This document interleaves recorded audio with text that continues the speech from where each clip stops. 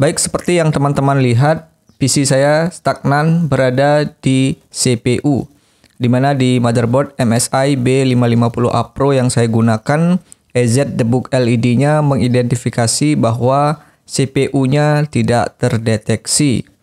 Nah, awalnya saya berpikir bahwa ini mungkin saja tidak akurat. PC itu kan komponennya banyak sekali. Mungkin saja terjadi kerusakan pada PSU, tapi teridentifikasi bahwa CPU-nya tidak terbaca. Nah, akhirnya saya melakukan langkah yang pertama. Nah, seperti yang teman-teman lihat di layar monitor saya sama sekali tidak muncul tampilan BIOS-nya, apalagi masuk ke Windows-nya. Nah, cara pertama ini kita akan memberikan kejutan kepada prosesor atau PSU lah. PSU dulu lah, karena saya di sini berfirasat bahwa PSU-nya yang mengalami masalah. Di sini saat PC-nya sedang hidup, saya matikan, lalu saya hidupkan lagi sebelum komputernya benar-benar mati. Dan ini akan memberikan efek listrik kejut yang mudah-mudahan bisa menghidupkan komputer saya. Dan saya lakukan ini selama beberapa kali, tetapi tetap saja hasilnya nihil.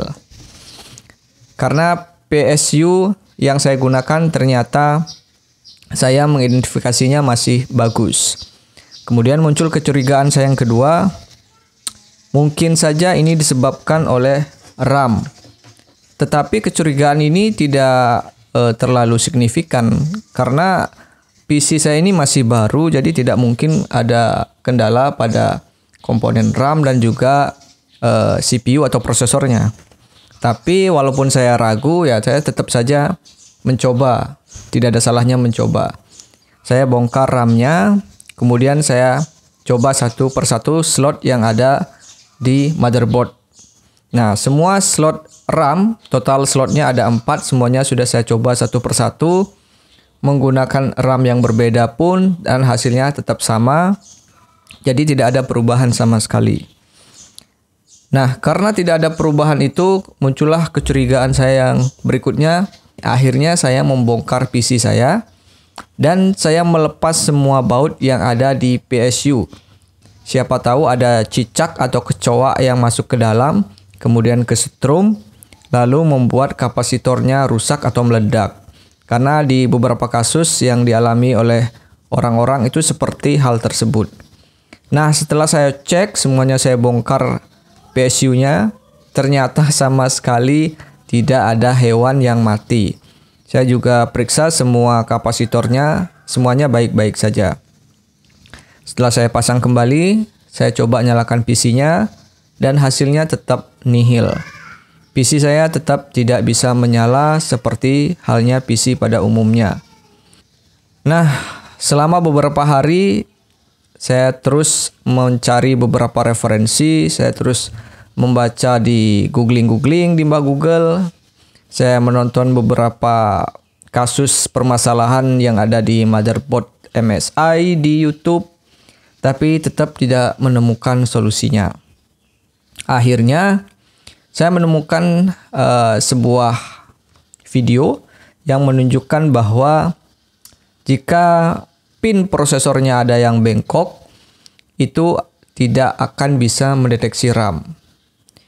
Nah, saya ragu lagi untuk membongkar prosesornya karena kan saya baru rakit kemarin, belum 1 tahun. Tapi saya berpikir kemarin saya sempat mengganti fan, jadi fan-nya tadinya biasa, tidak ada LED-nya, kemudian saya ganti menjadi fan yang LED seperti ini. Nah, akhirnya saya memberanikan diri untuk melepas prosesor. Jadi saya lepas prosesornya, kemudian saya amati pinnya. Nah, di sini saya juga akan memberikan tips bagaimana caranya untuk melihat pin bengkok atau tidak. Alat-alat yang saya gunakan itu ada kamera dari smartphone seperti ini, kemudian baut minus, lalu ada prosesor dan juga ada apa itu namanya, pick untuk gitar. Pada smartphone di sini kalian hidupkan untuk kameranya. Pastikan prosesornya berada di bawah kamera. Karena kalau kita melihat langsung si pin prosesor ini agak pusing ya. Karena banyak sekali, apalagi prosesor saya ini 7 nanometer. Nah, setelah seperti ini, lalu teman-teman perhatikan di bagian pinnya.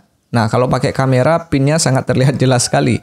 Tapi kalau pakai mata langsung, ini sulit sekali untuk melihat pin mana yang bengkok. Nah, ternyata setelah saya amati satu persatu, karena ini merupakan prosesor AMD Ryzen 7 5700G yang sudah menggunakan fabrikasi 7 nanometer, sehingga jumlah pinnya sangat banyak sekali. Jadi beruntung kalau teman-teman itu punya prosesor yang masih menggunakan 14 nanometer karena jumlah pinnya masih sedikit. Jadi kalau untuk meluruskan teman-teman bisa menggunakan kartu ATM juga bisa, atau kartu Alfamart juga bisa. Nah, karena ini jumlah pinnya terlalu banyak, jadi kalau dimasukkan kartu ATM itu akan sempit di celah-celahnya ini.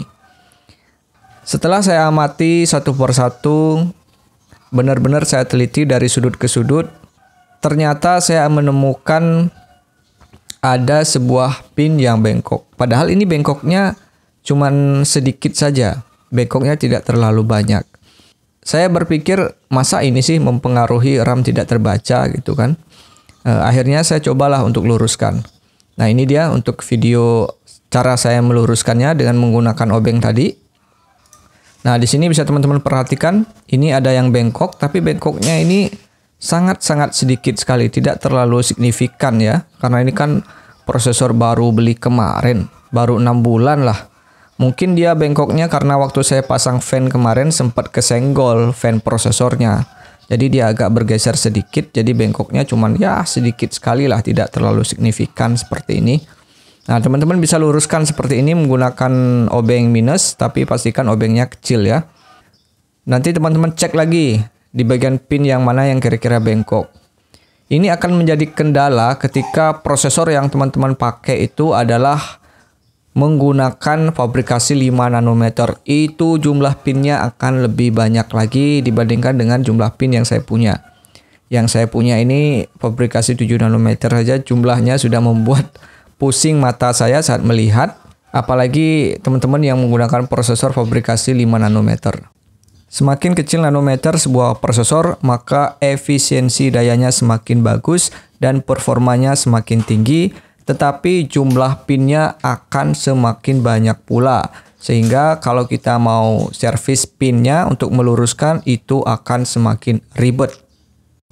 Nah, setelah semuanya sudah selesai, akhirnya saya mencoba PC ini, saya pasang kembali prosesornya, kemudian saya hidupkan lagi PC-nya, dan akhirnya PC saya mau menyala seperti biasanya.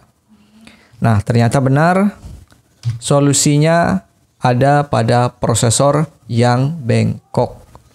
Oke, semoga video ini bermanfaat, ambil yang positif, buang yang negatif, like jika suka, dan kita ketemu lagi di video selanjutnya.